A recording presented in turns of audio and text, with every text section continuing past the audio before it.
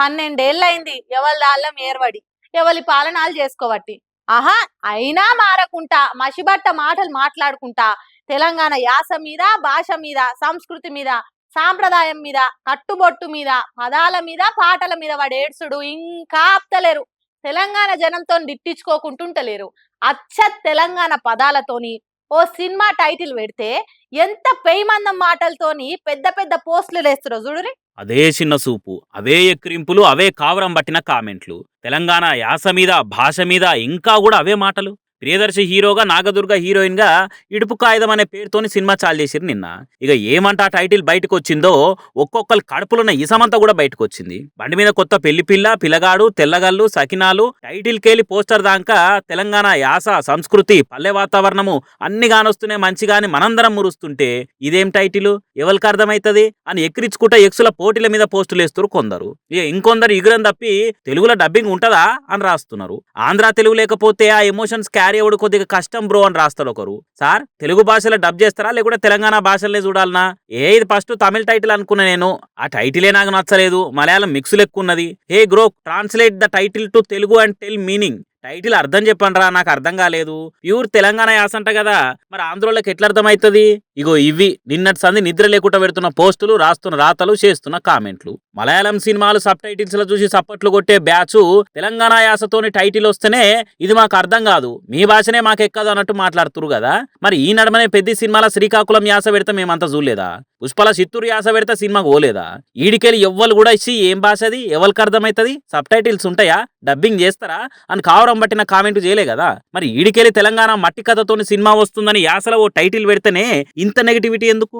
ఇలా మిలియన్ల కొద్ది వ్యూస్ వస్తున్న తెలంగాణ ఫోక్ సాంగ్స్, కోట్లు కలెక్ట్ చేస్తున్న బల్గము, దసరా వంటి సినిమాలు ఎంతమంది చూస్తలేరు, ఎంజాయ్ చేస్తలేరు? తెలంగాణ యాస పదాలతో వచ్చిన పాటలు ఇలా దునియాంతో దుమ్ము లేపుతలేవా? అన్ని చూసుకుంటా కూడా ఈ మాటలు ఎందుకు మళ్ళా? అయినా ఇడుపు కాగితం పేరునే ఎంత క్లియర్ ఉన్నది, ఇడిపోయే కాగితము అని. ఇడిపోయేటప్పుడు రాసుకునే ఓ పేపర్ అది.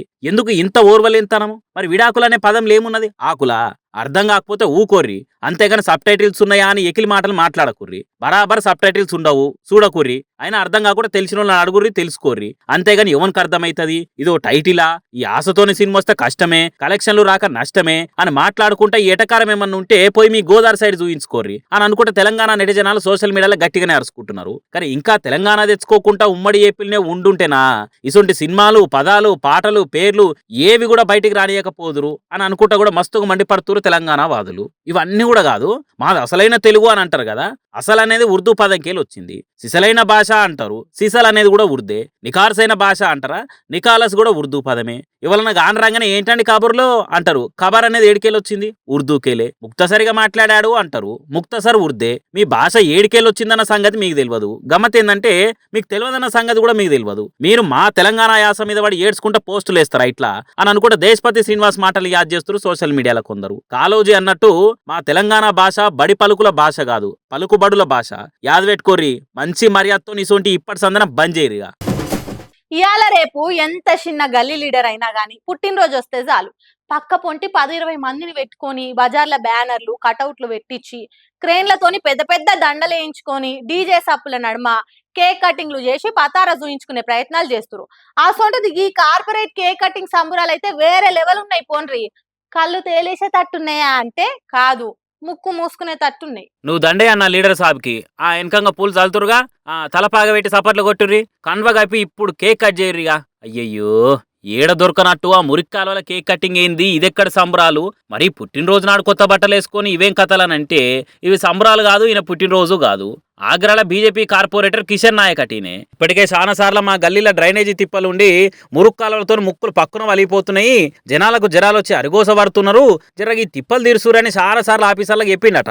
అయినా ఫాయిదా లేకపోయే వరకలా ఎట్లనే చేసి అందరికి తెలిసేటట్టు చేద్దామని ఏరైటీగా నిరసన చేసింది. ఇట్లా ఇదంతా కూడా సరే గాని మరి ఆగ్రా అంటే ఉత్తరప్రదేశ్లోనే ఉన్నది, యూపీలో ఉన్నది బీజేపీ సర్కారే, సీఎం ఉన్నది యోగి ఆదిత్యనాథే. మరి పవర్లున్న పార్టీ కార్పొరేటర్కే పనులు కాకుంటే ఎట్లా అని కోపం వచ్చి ఇట్లా చేసినట్టుండిగా.